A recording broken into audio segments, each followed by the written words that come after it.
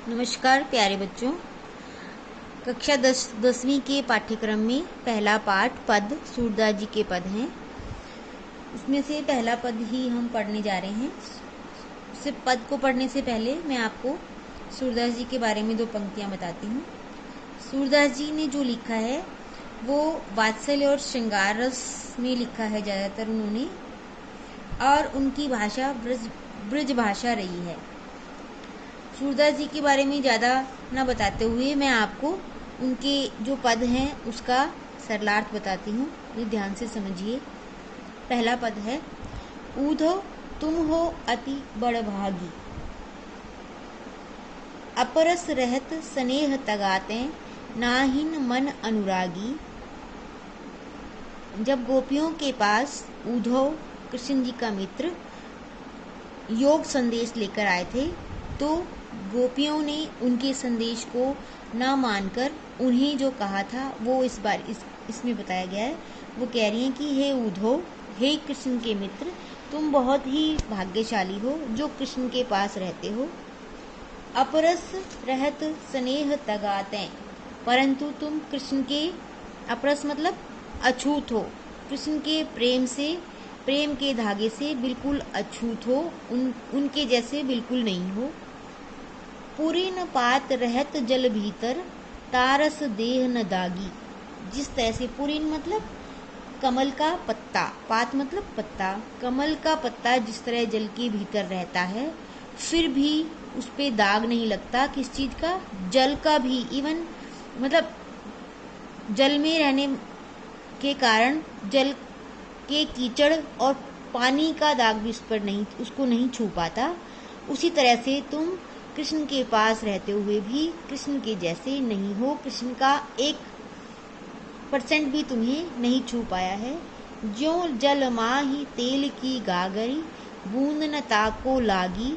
जिस तरह से जल के अंदर, जल माह मतलब जल के अंदर तेल को डाल दिया जाए, तेल की बूंद को डाल दिया जाए तो वो तेल की बूंद जल को छू भी नहीं पाती। उस तरह से तुम कृष्ण के प्रेम को छू भी नहीं पाए हो। प्रीति नदी में पाऊं न बोरियो, दृष्टि न रूप परागी।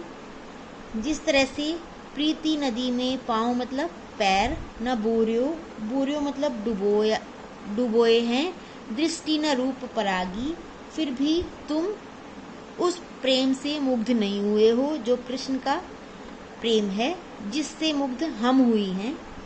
सूरदास अबला हम भोरी।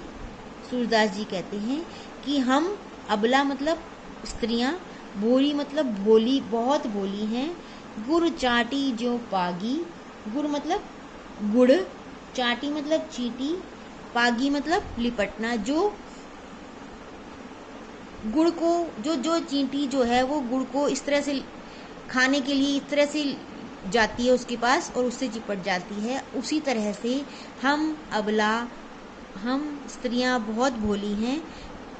हमें तुम कृष्ण का संदेश मत सुनाओ, हमें तुम ज्ञान मत दो। ये था पहला पद। अब हम पढ़ेंगे दूसरा पद। दूसरा है, हरि है राजनीति पढ़ी आए, समुझी बात कहत मधुकर के, समाचार सब पाए। एक अति चतुर हुते पहले ही, अब गुरु ग्रंथ पढ़ाए। वो कह रही हैं कि आप हरि हैं, हरि मतलब वो कृष्ण हरि हैं, भगवान हैं, वो हमें क्या राजनीति पढ़ाएंगी। समुझी बात कहत मधुकर के, समाचार सब आए।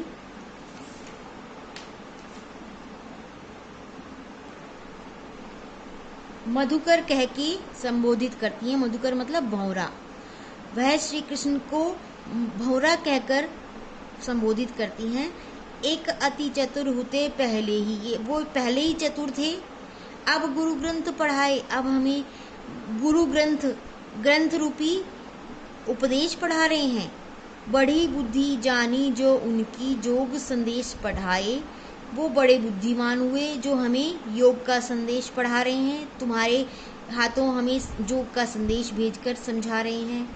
ऊधो भले लोग के आगे परहित डोलत धाये, अब अपने मन फेर पाइए चलत हुते चुराए।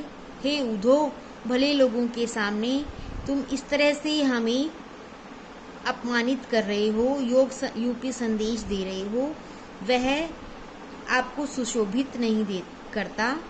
ते क्यों अनीति करे आपुन जी, जो अनीति छुड़ाए। वो खुद क्यों अनीति कर रहे हैं, जो आपुन मतलब वो स्वयं क्यों अनीति रूपी कार्य कर रहे हैं, जो अनीति से हमें छुड़ाना चाहिए, जिनको अनीति से लोगों को छुड़ाना चाहिए, क्योंकि वो तो राजा हैं हमारे। राज धर्म तो यह सूर जो प्रजा न जाहि सताए। राजा का धर्म तो यह है कि सूरदास जी कह रहे हैं कि राजा का धर्म तो यह है कि जो प्रजा को सुखी रखे, ना कि उसे सताए। और तुम हमें यह योग संदेश देकर अधिक से अधिक सता रहे हो। हे ऊधो, तुम तो ऐसे भाग्यवान हो कि कृष्ण के पास रहकर भी उनकी एक भी गुण से अछूते हो। इस तरह से ये 2 पद हमने पढ़े। आशा करती हूँ आपको समझ में आया होगा।